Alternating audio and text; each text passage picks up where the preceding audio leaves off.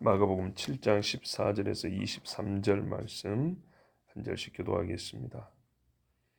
무리를 다시 불러 이르시되 너희는 다 내 말을 듣고 깨달으라.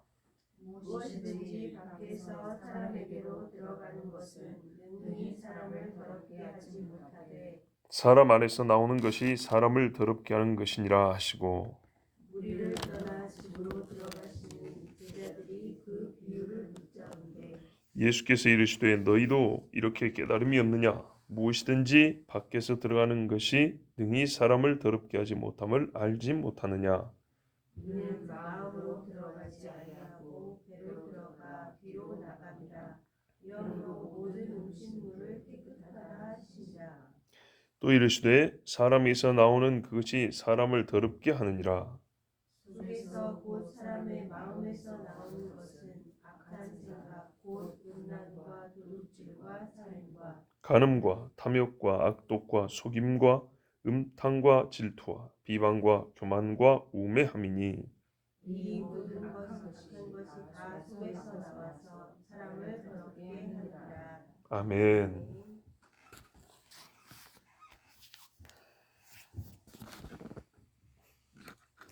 예수님이요 작정을 하신 것 같아요. 왜냐하면 바리새인과 서기관들이 분을 내서 떠났다거나 부끄러워하며 떠났다거나 이런 말이 없습니다.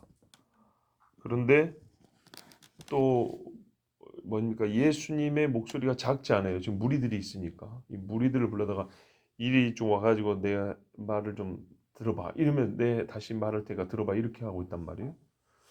그러면 바리새인과 서기관이 지금 옆에서 다 듣고 있다는 얘기입니다. 아까 한 말도 위선자라 그랬으니까 아주 뭐 그냥 그 속에서 분이 끓는 이야기인데 거기다가 예수님이 여기서 그만두는데 어제도 그랬죠. 얼핏 보면 예수님이 아주 과하게 이렇게 반응하신 것처럼 보인다고요. 오늘도 그 연장선입니다. 어제 거기서 끝나도 되는데 어제가 아니죠. 아까 거기서 끝나도 되는데 옆에 있는 사람들을 가까이 와서 다시 한번 들어봐 하면서 이야기를 또 꺼냅니다. 깨달으라. 아주 작정을 하시고 끝을 보겠다는 말이죠. 무엇이든지 밖에서 사람에게 들어가는 것이 능히 사람을 더럽게 하지 못한다. 이 말씀 그대로입니다. 무엇이 사람을 더럽게 하느냐?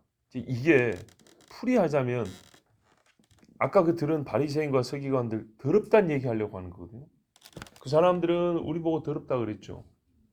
예수님의 의도는 거꾸로다 하는 얘기를 하려고 하는 겁니다. 그러니 아까 위선자라 그랬지? 이거 이야기 잘 보면 그 사람들 보고 더럽다는 얘기지. 그러니까는 야, 세상의 힘을 누가 갖고 있냐면 그 사람들이 쥐고 있거든요. 그러면은 그 앞에서 예수님이 진짜 목숨을 건 싸움을 좀 하고 있는 겁니다. 뭐 때문에요? 하나님의 계명을 폐했기 때문에. 자, 이제 말씀 주제로 좀 우리가 좀 집중해 보면요.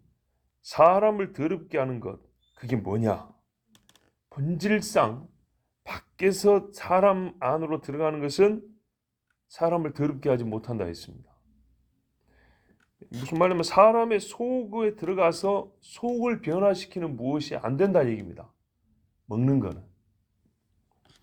보이는 것은 보이는 몸을 강하게 하거나 보이는 몸을 좀 약하게 하는 그런 역할을 할지 모르지만 사람 됨을 좌우하는 것은 없답니다.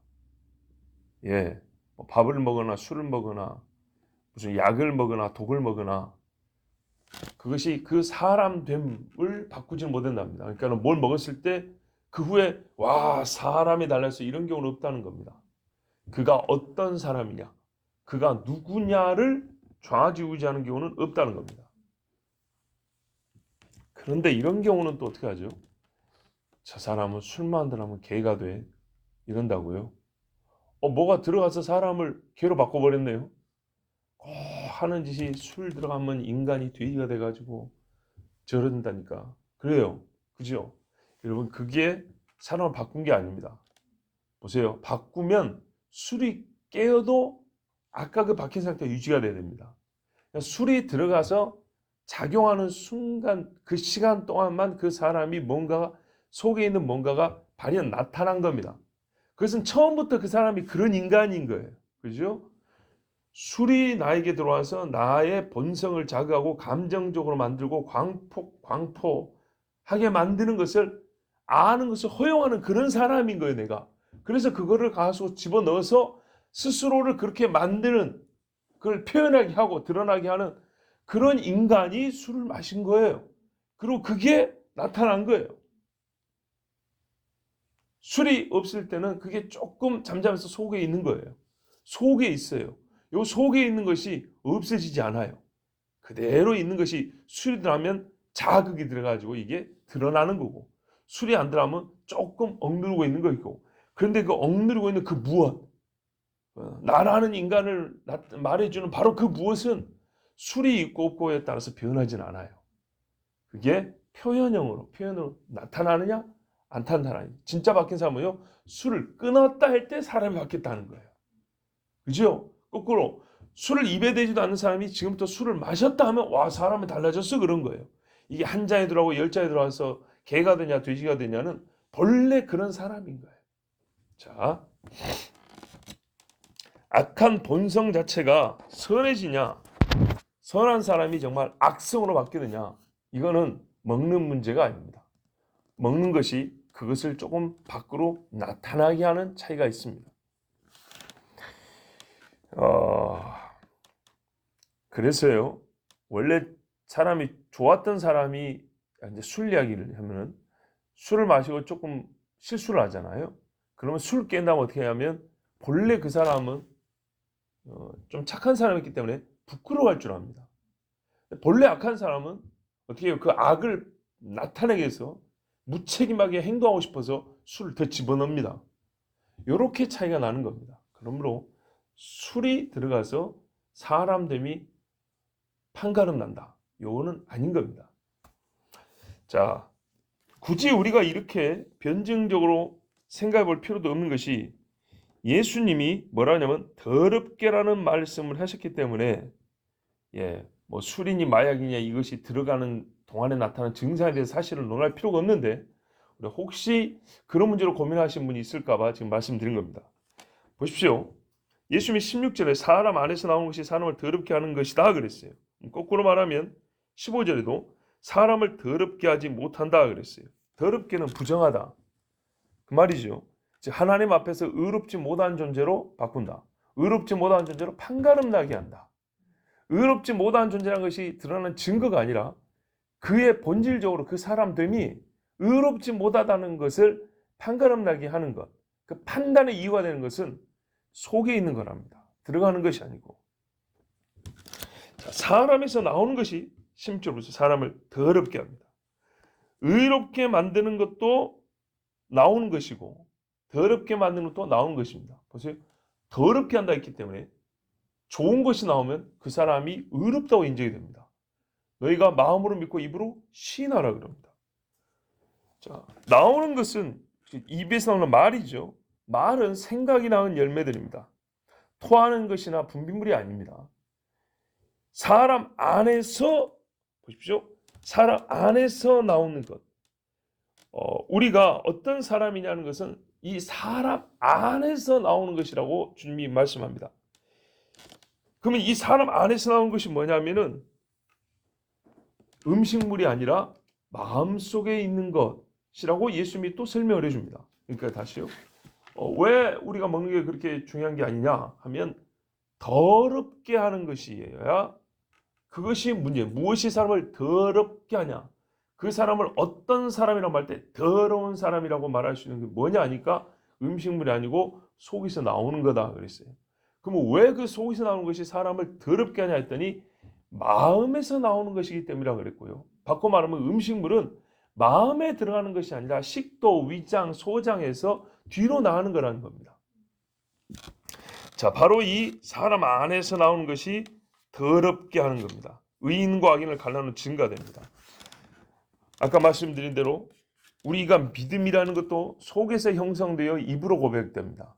예수님이 누가복음 12장 8절 10절에 보면 내가 또한 너에게 말하노니 누구든지 사람 앞에서 나를 시인하면 인자도 하나님의 사자들 앞에서 저를 시인할 것이요 사람 앞에서 나를 부인하는 자는 하나님의 사자들 앞에서 부인함을 받으리라.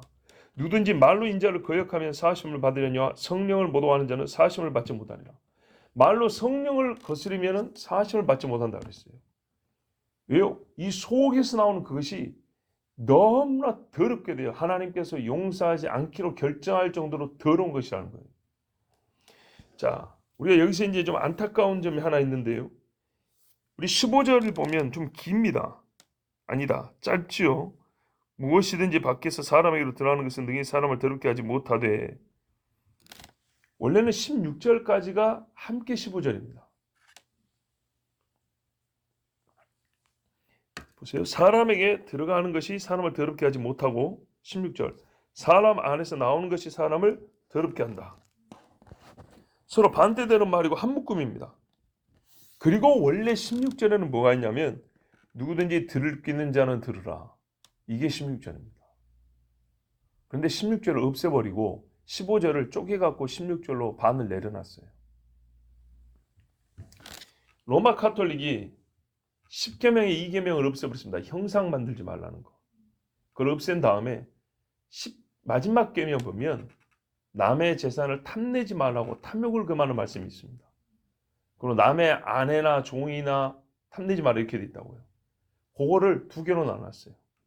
재산을 탐내지 말라와 사람을 탐내지 말라로 두 개로 나눠놨어요. 아주 궁색하죠. 왜요? 자기들이 만들어 놓은 형상이 너무 많으니까요. 그 긴 성경 본문 자체는 없애지 못하지만 이거를 사람들이 암송하고 기억할 만한 계명으로 정할 때는 이 계명을 없애버렸어요.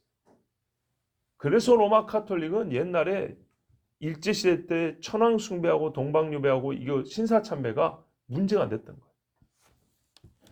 이 계명이 얼마나 중요해요. 그게 로마 카톨릭의 전통이에요. 꼭 그런 것처럼 해놨어요.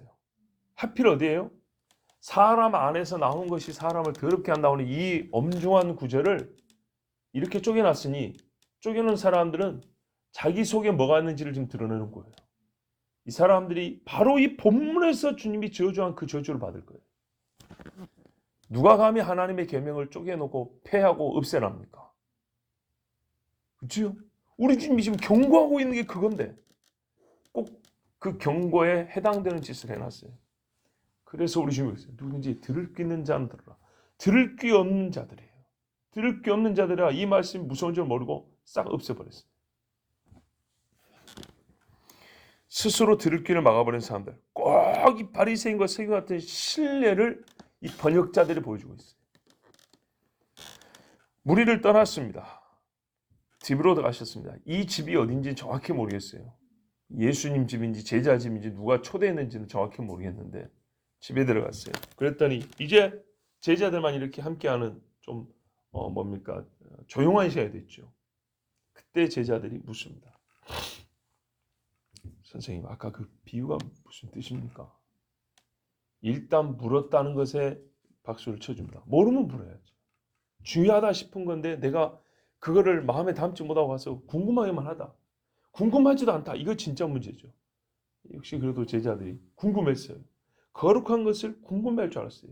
근데 이게 궁금하게 할 수밖에 없는 게 들을 귀 있는 자는 들으라는 이 말씀이 있어야 이거를 다 깨닫지 못한 것에 대하여 마음에 좀 뭔가 이게 좀 거리낌이 있어서 주님께 좀 물어볼 마음 생기지 않겠습니까?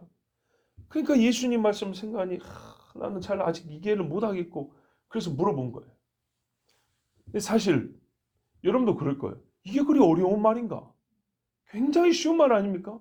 근데 이해를 못했다는 것은 우리가 이 말씀을 그렇게 마냥 쉽게만 생각할 게 아니란 뜻이기도 합니다. 뜻은 분명히 전달됐지만 그러니까는 결론이 분명히 전달된 거하고 그걸 조금 더 심오하게 이해하는 것은 약간 다른 말입니다. 물었습니다. 예수님께 물었어요. 엄밀히 말하면 비유도 아니에요. 뭐 큰아들 작은아들 얘기한 것도 아니고 포도나무 이야기한 것도 아니고 그죠? 비유가 아니고 사실은 그냥 있는 그대로 속으로 들어가는 건 나오는 건 얘기했어요. 들어가는 거 음식이고 나오는 것이 겉보기면 뱃살물이거나 아니면 말이거나 이게 무슨 뭐 비유입니까? 비유가 아닙니다. 비유는 뭔가를 이렇게 빗대서 말해야 됩니다. 그렇죠? 나는 포도나무 이런 식으로 가야 됩니다. 저 바리새인들은 큰아들과 같고 뭐 이렇게 가야 되는 겁니다. 근데 하여튼 이 친구들 입장에서는 이게 얼른 이해가 안 되고 뭔가를 좀 속에 담고 있는 그런 말씀 같으니까 그냥 비유라 그랬어요. 이게 무슨 뜻입니까? 물어봤어요. 예수님이 일단은 야단을 좀 듣습니다. 우리도 다 알겠는데 너희가 이렇게 깨달음이 없냐? 제자들이 설교를 얼마나 말했습니까? 말하자면 우리가 글로 쓰면 어렵지 않은데 말하는 삶에 따라서 화법이 이 말투가 좀 낯설어 가지고 이해가 잘 안 되는 경우가 있어요. 지방마다 어투가 좀 다르고 억양이 좀 달라 가지고 이게 쉽게 안 들어오는 경우도 있어요. 뭐 그런 것도 아니고 예수님하고 얼마나 오래 살았어요, 지금 이 정도 되면. 그러니까는 이거는 진짜 말 자체를 못 알아보는 거예요. 예수님이 답답한 겁니다. 너희도 이해하지 못하냐? 충분히 이해하고 받아들이기까지 해야 되는 건데. 자, 일단 야단 한번 듣습니다. 그리고 말씀합니다. 사실은 똑같은 소리입니다. 무엇이든지 밖에서 들어가는 것이 능히 사람을 더럽게 하지 못함을 알지 못하느냐. 이걸 왜 모르냐는 거죠. 우리도 다 알지요. 19절 보세요. 이는 마음에 들어가지 않냐고 배에 들어가 뒤로 나감이니라 하심으로. 자, 예수님이 시원하게 말씀했어요. 핵심은 마음이다. 마음. 우리가 먹는 것이 마음에 직접적으로 들어가는 게 어디가 있냐. 그 사람의 이미 갖춰진 그 마음을 드러내게 하는 음식들은 있을 수 있어요. 뭐 약물이 들어간다거나 아까 말한 술 같은 게 들어간다거나 그러면 그 속에 있는 게 드러나요. 그런데 음식이라는 것이 소화기관을 통해 내려가는 것이고 그게 소화기관을 흡수돼서 신체를 강건하게 하는 것이지 그게 직접적으로 사람의 마음에 들어와서 마음에 힘을 미치는 건 아니라는 겁니다. 그래서 다 그냥 배로 들어가시고 뒤로 나간다. 폐쇄라고 끝난다는 것이죠. 그러므로 음식물은 사람을 더럽게 하지 못하므로 식물은 깨끗하다 하셨다는 겁니다. 이 식물이 깨끗하다는 것은 위생적인 개념이 아니라 사람을 아까 말씀드린 하나님 보시기에 더러운 자로 만들지 못한다는 겁니다. 위생적으로는 뭐 더러운 게 묻을 수도 있고 그렇지만 마음으로 들어가지 않아서 그 더러움이라는 것은 우리 신체에만 그 더러움의 영향을 좀 미칠 뿐이라는 겁니다. 그것 때문에 사람이 하나님 앞에 더럽다 여겨지지는 않습니다. 무슨 병이 좀 있는 사람이나 병이 없는 사람이나 그거 갖고 하나님이 더럽다 깨끗하다 이러지는 않는다는 겁니다. 자, 그래서 19절 끝에 우리 성경에는 빨간색으로 예수님 말씀처럼 해놨지만 이거는 뭐라면 이러므로 모든 음식물을 깨끗하다 하시니라. 이거는 들은 사람의 한마디로 논평입니다. 예수님의 말씀을 들어보니 나감이라. 그것을 우리가 아까 했잖아. 너희가 못 깨닫냐죠. 깨닫고 보니까 이게 그 말이었다는 거예요. 아, 식물이라는 것은 더러운 것이 없구나. 다 깨끗한 거구나. 이렇게 제자들이 깨달았다는 얘기입니다. 그러면 이 부분이 우리에게 조금 이제 고민이 됩니다. 이게 바로 심오한 음식물에 대한 가르침인데 그러면 우리 율법에 보면 이거는 정한 음식이요 저거는 부정한 거요 쪽갈리지 않은 짐승은 잡아먹지 말고 그렇죠? 뭐 이런 말씀도 있지 않습니까? 뭐 민들민들한 물에 사는 짐승들은 먹지 말 것이고 여러분 다 드시죠? 오징어, 문어, 새우 다 먹고 돼지고기도 잘 구워서 드시죠? 저도 잘 먹습니다. 저도 그 율법 조항 때문에 어린 시절에 몇 년 동안 돼지고기를 안 먹었어요. 한 4년 정도 안 먹었어요. 초등학교 4학년에서 중학교 2학년 중간쯤까지. 얼마나 먹고 싶었는가. 예. 먹기 시작할 때 그 참 요즘으로 보면은 뭐라 하죠. 대패 삼겹살 해야 되네. 막 기름기 많고 그 막 그런 좀 질 떨어지는 삼겹살이지만 정말 잘 먹었어요. 자, 이런 경우 어떻게 하죠? 율법이 정한 음식물에 관한 규정 분명히 있는데 폐하여졌습니까? 지금 예수님이 폐하였다고 이 사람들 지금 나무라고 있는 중인데 마가의 기록은 뭐냐면 예수님의 말씀 들으니까 음식물에 관한 규정은 폐하여졌다는 뜻이 돼버리잖아요. 음식물은 다 정하다고 하잖아요. 음식 자체가 부정이었고 그걸 먹으면 인간이 부정이 되는 게 아니라잖아요. 그죠? 이런 것이 이제 고민이 되는 겁니다. 자, 우리가 옛날같이 음식을 그러면 음식법을 지키냐? 지키지 않아요. 내가 지키지 않으니까 하나님의 말씀이 달라진 거냐? 그게 아니죠. 안 지켜도 되니까 안 지키는 겁니다. 왜 그럴까요? 우리는 대표적으로 하나님 말씀의 가르침, 우리가 음식 규정을 굳이 안 지켜도 되는 가르침을 베드로를 통해서 잘 배웁니다. 이방인으로 같이 밥 먹는 것도 그렇지만 음식물의 종류도 우리 주님이 환상으로 가르쳐줬는데 그거는 환상이지만 실제로 그렇게 한다는 얘기입니다. 그게 되기 때문에 이방인과 먹어도 된다는 얘기입니다. 뭐냐면 율법에 보면 먹지 못할 짐승들이 한 보자기에 쌓고 하늘에서 내려온 겁니다. 보자기 요만한 게 아니죠.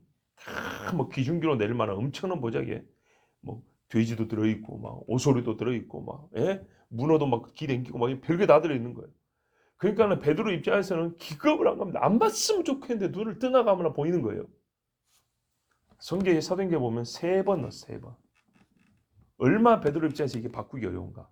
사실 오늘 같은 경험이 있었기 때문에 이게 가능하긴 한 것이지만 베드로가 그렇게 바꾸기 어렵어요. 그때 우리 주님 뭐라냐면 두 번째 볼 때 이랬어요. 두 번째 소리 있어. 하나님께서 깨끗게 하신 것을 내가 속되도 하지 말라. 이게 참 중요합니다. 하나님께서 깨끗게 하신 거라고 그랬어요. 이제부터 깨끗해졌다는 얘기입니다. 베드로는 네가 몰라서 그렇지 어느 순간부터 이거 깨끗해졌다는 얘기입니다.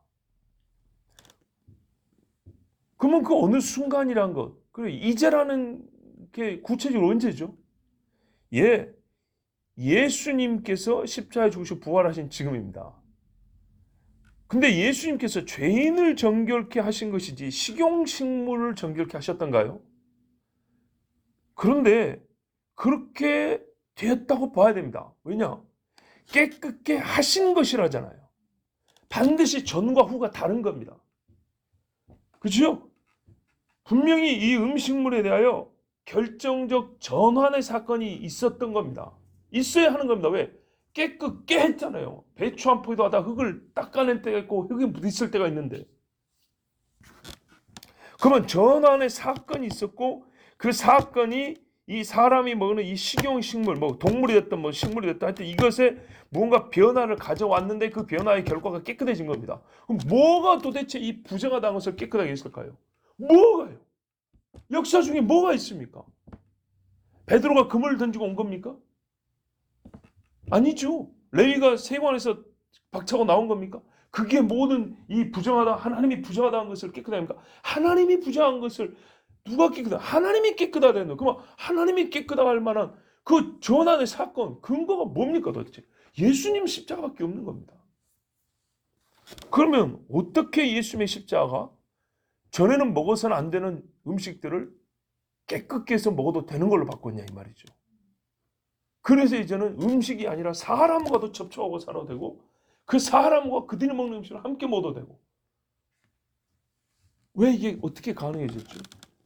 뭐 영적 원리가 있을 거 아닙니까? 자, 그럼 본래 그 식물이라는 게 뭐죠? 사람의 죄를 대속하는 예수님의 죽음과 부활이 이 음식물에 무슨 영향을, 이게 무슨 변화를 가져온 거죠? 그 음식이라는 게 도대체 뭐였길래? 사람의 죄를 대속했다 그러죠. 그러면 이 음식물이라는 게 죄와 관계된 무엇인가에 있어야 되는 겁니다. 그죠? 죄와 관계된 무엇이었는데 그 죄에 관한 무엇이 변화된 겁니다. 예수님의 십자가로 말미암아 우리 죄인이 의인된 것처럼.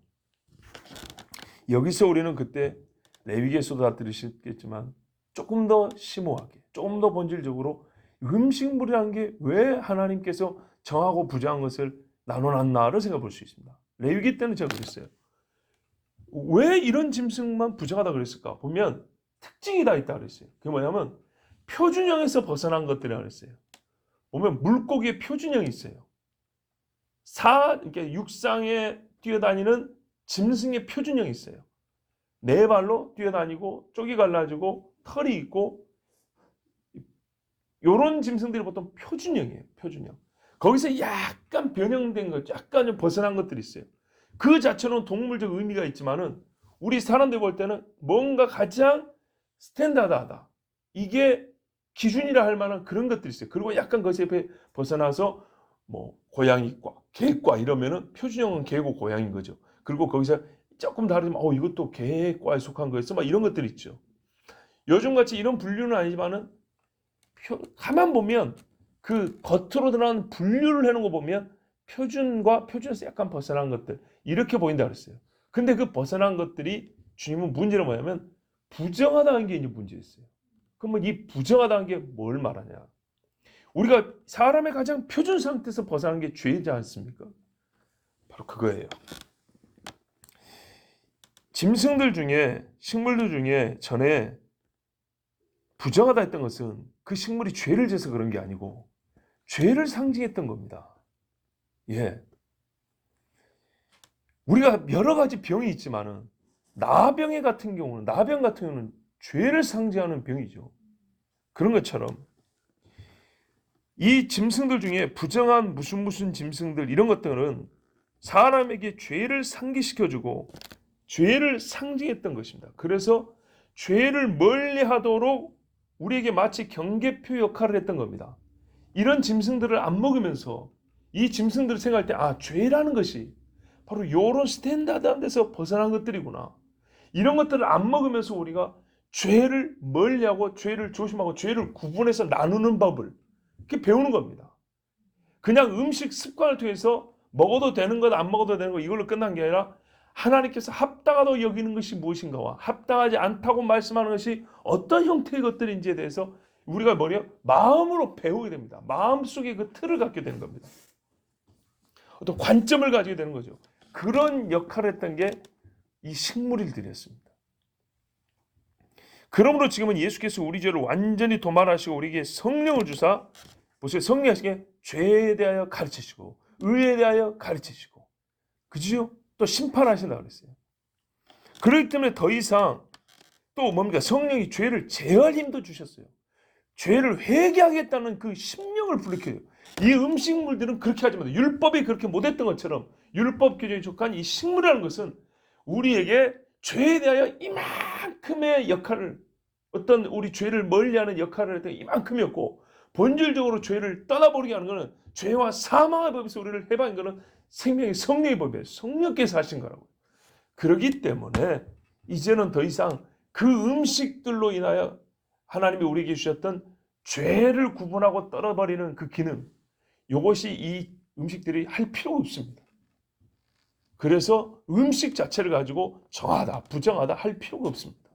그래서 지금은 돼지고기도 드시고 가나면 멧돼지도 괜찮고 그래 먹습니다. 그러니까는 초등교사와 같은 율법이 초등교사 역할을 해요. 그 음식물 규정도 거기 들어가 있는 겁니다. 그래서 먹고 마시는 걸로 형제를 괴롭게 하지 말란 말씀입니다. 그러므로 예루살렘 교회 사도들과 장로들의 회의에서 이방인 형제들에게 우리가 어떻게 뭘 지키라고 해야 될 거냐 할 때 율법을 다 지키라 말할 것도 아니고 먹는 것 마시는 것으로 그렇게 할 필요가 없다. 딱 4가지만 하면 된다. 우상, 음행, 목매어 죽인 거, 피째 먹는 거 이거는 아니다. 이렇게만 얘기했던 겁니다. 그러면 그 결정을 하는데 자기들 멋대로 할 수는 없잖아요. 그죠? 오늘 이 말씀이 결정적 근거가 되는 겁니다. 다 예수님의 말씀에 근거가 있는 거예요.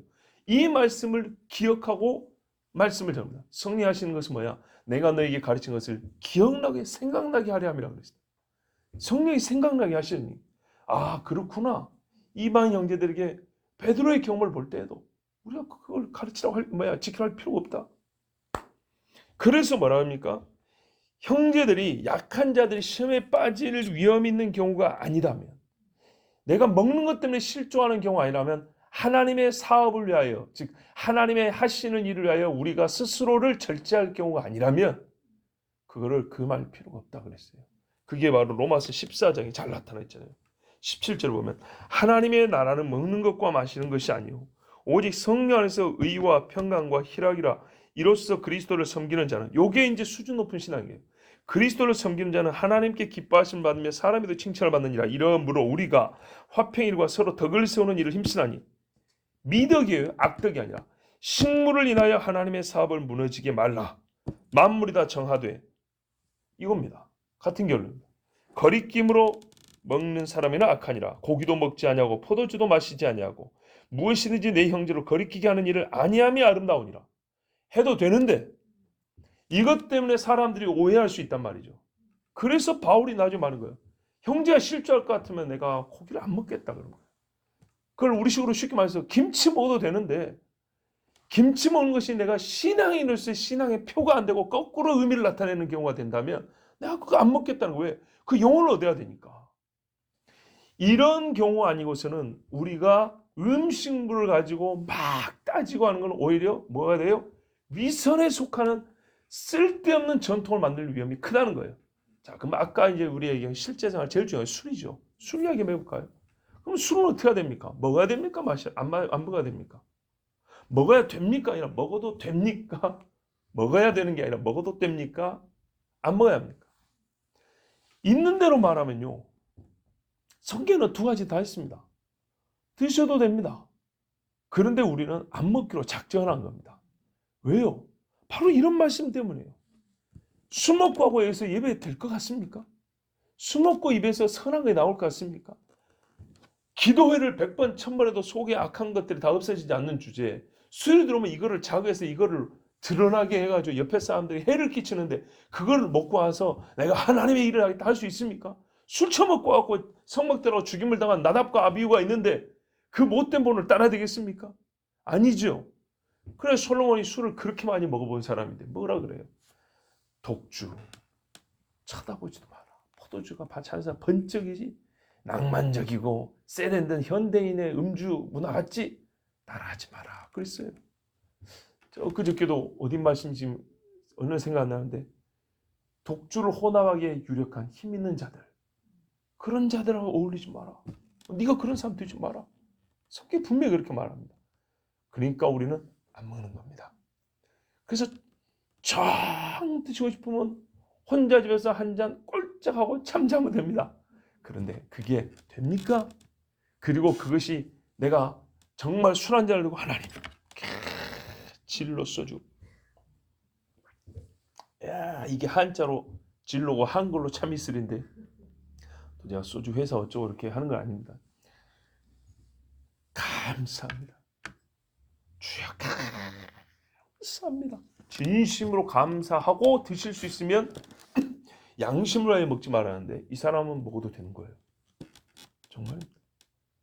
정말 하나님 감사합니다. 진심으로 가나면 그 사람은 드세요.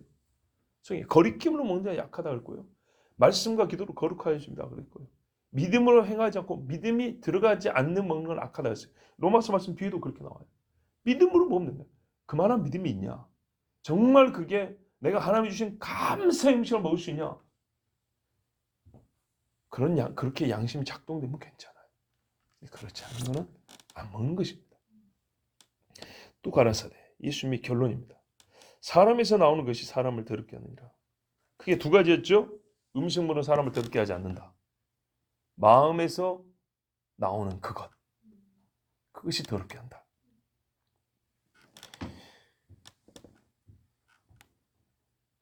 일단 주의할 게 뭐냐? 모든 경우에 마음에서 나오는 것이 사람을 더럽게 하는 것은 아닙니다. 여호와께서 기뻐 받으시는 마음도 있습니다. 네 마음을 다하여 주를 사랑하라 했죠. 하나님을 사랑하는 이 마음 하나님이 정말 기쁘게 받으십니다. 그러니까 우리가 항상 이런 말씀을 너무 생각하지 않고 이렇게 표면적으로 보면은 큰일이 벌인다고요. 그럼 손 씻지 말자냐? 그런 말 아니라 그랬죠. 하지만 들어가는 것은 더럽게 하는 경우가 없지만서도 나오는 것이 유일하게 더럽게 하기 때문에 나오는 것이 선한 것도 있고 더럽게 하는 것도 있어요. 그러나 음식물에는 더럽게 하는 게 없어요. 그러므로 나오는 것에서만 더럽게 하는 것이 발견되기 때문에 우리 주님은 그것을 지금 딱 잡아 말씀한 겁니다.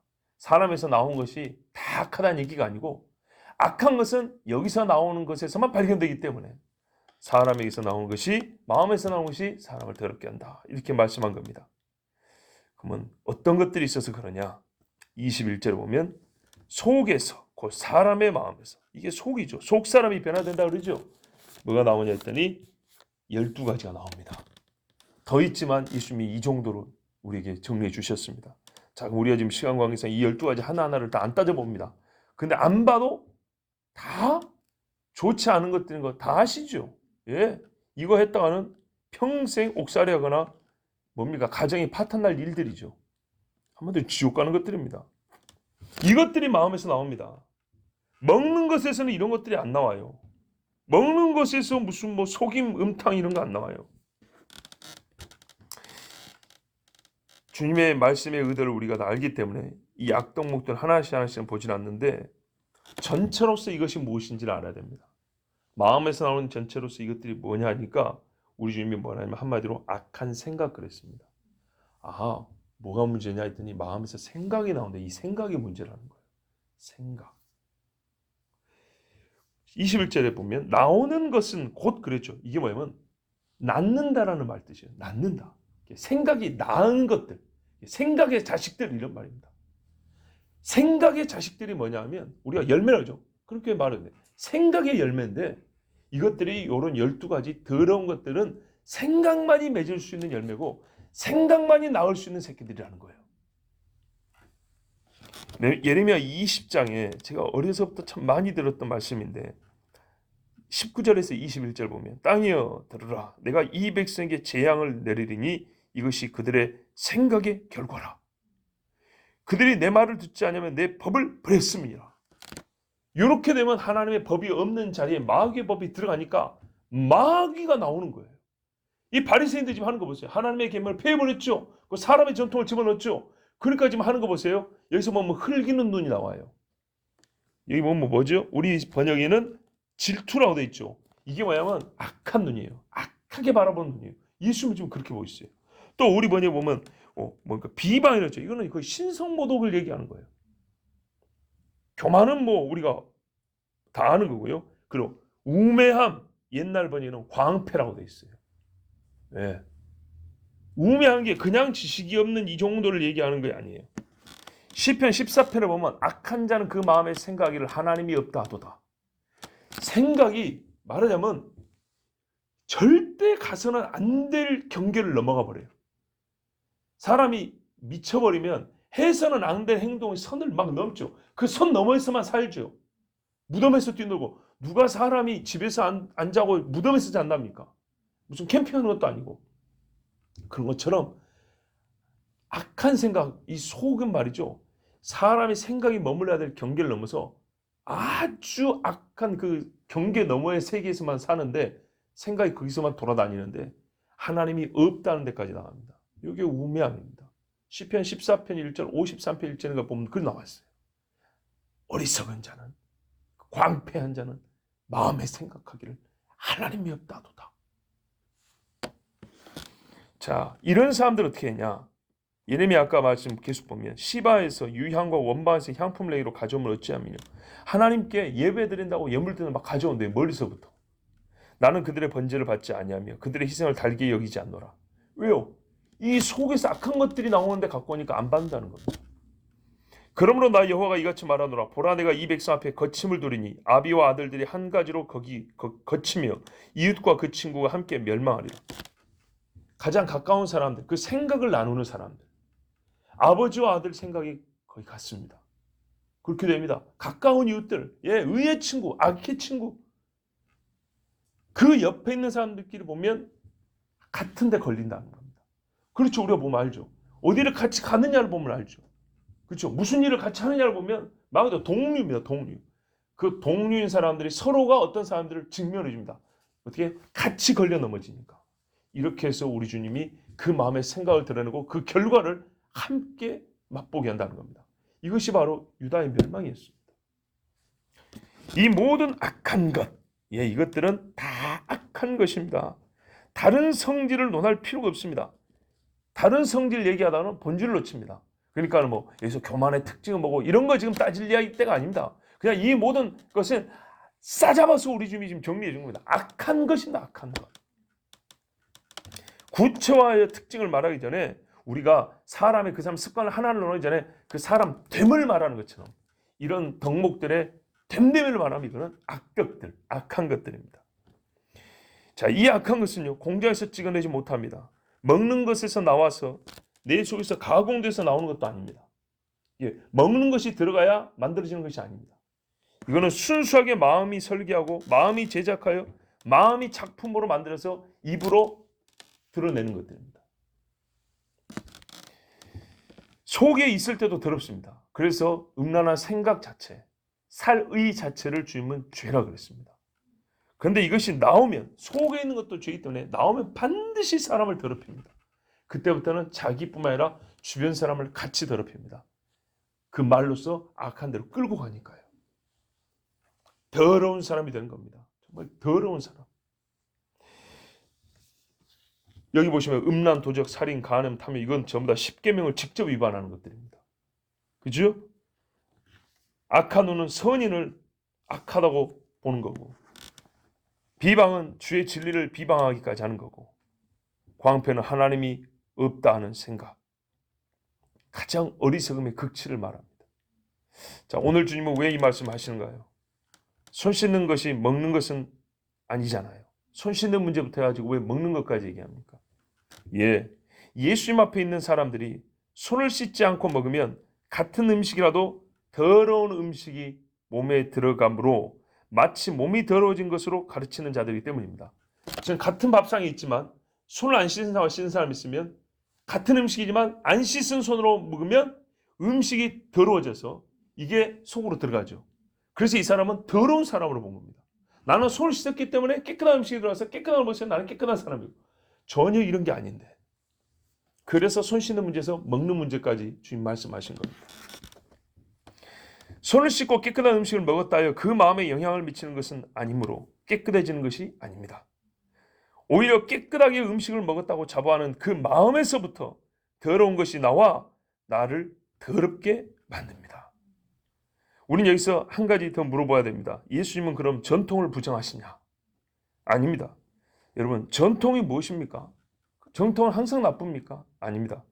전통은 지혜를 전달하는 수단으로 쓰입니다. 그죠? 경험으로 확인된 바른 삶의 습관이기도 합니다. 또한 선한 실천을 이게 잘 안 될 때 몸에 배는 실천이 될 수 있도록 실천화시키는 어떤 그런 기능도 합니다. 그래서 전통은 필요합니다. 중요한 것은 무엇이 전통으로 정해지고 전해지는가입니다. 즉 좋은 전통은 필요합니다. 좋은 전통이라는 것은 또한 어느 한 가지 스타일, 한 가지 유형만 갖고 있는 게 아닙니다. 지역에 따라, 시대에 따라 조금씩 다릅니다. 그러나 유형은 좀 다르지만 그 하나님께서 말씀하신 영의 원리에 따라, 하나님의 말씀에 따라서 순수한 마음으로 얼마나 충실하기 위하여 정한 행동 양식이냐, 규범이냐에 따라서 좋은 전통과 안 좋은 전통이 갈리는 겁니다. 성경의 가르침과 원리에 부합하는 전통, 그것에 순수하게 충성된다. 이런 전통은 우리에게 세워져야 하고 전해져야 합니다. 반드시 선한 열매가 맺혀지기 때문입니다. 예, 맞습니다. 선한 열매를 맺는 전통은 우리에게 형성돼야 됩니다. 그건 가르쳐져야 합니다. 성경의 예를 보면 뭐였습니까? 흰머리 앞에 일어서라. 이거는 좀 더 구체화시켜서 가르칠 필요가 있습니다. 그게 예를 보면 뭐죠? 앉아있다고 어른들 오시면 일어나라. 상석을 어른들에 마련해 놔라. 따뜻한 아랫목은 어른들이 앉으시도록 해라. 뭐 이런 것들 있죠. 이렇게 구체화된 것들은 좋은 겁니다. 물론 이제 이게 너무 지나쳐가지고 스스로 자기를 높이고자 할 경우는 좀 문제되지만 아주 뭐 쉬운 예를 들면 그런 것들입니다. 또 하나님께 드린 예물은 우리가 너희가 마음을 다해 하라고 했잖아요. 그러니까 뭐요? 아무렇게나 주머니에 있는 것이 아니라 어떻게 해요? 미리 준비해요. 성경에 보면은 1년 된 어린 양을 가만 보니까 1년 동안 잘 돌봐야 되거든요. 흠이 없게. 그런 정신을 받아가지고 우리가 하나님 앞에 예물을 드린다거나 성물을 바칠 때 그 마음을 지킬 수 있는 어떤 우리 행위 양식이 뭐가 있을까? 이런 거를 생각하면은 일정 수준에서는 좋은 전통이 되는 겁니다. 이제 거기에 대하여 사도들 어떻게 해요? 시간을 정하여 예배하고 기도하고 다니엘을 보세요. 사화작으로 들어가는 걸 알면서도 기도했잖아요. 이런 것을 우리에게 어떤 기도 습관으로, 기도의 전통으로 삼으면 얼마나 좋습니까? 이런 전통은 정해지고 전해져야 합니다.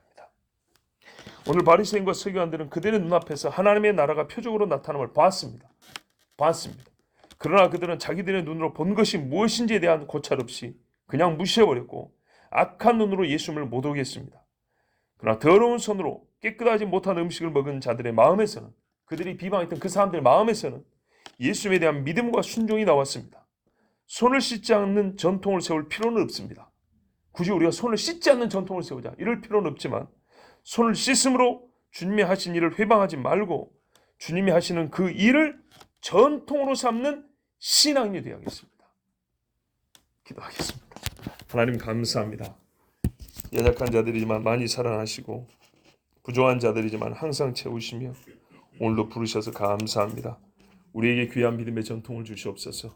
스스로 드러내고 자랑하는 것은 버리게 하시고 자기 의를 드러내는 것은 다 잘라내버리게 하시옵고 주님, 예수님이 생활하시고 예수님이 이 땅에 가르치신 것 우리 하나님의 변함없는 계명을 우리 삶의 습관이 되도록 우리 마음의 법이 되도록 그렇게 도울 수 있는 전통을 세우게 하옵소서. 그래서 세상 사람들이 보기에 과연 너희는 예수의 제자라 말할 수 있는 거룩한 증거가 우리에게 있게 하여 주시옵소서. 그리고 또한 선한 열매가 있어서 서로가 서로에게 신앙의 유익이 되는 복된 형제자매들이 되게 인도하여 주시옵소서. 예수 그리스도의 이름으로 기도하옵나이다. 아멘.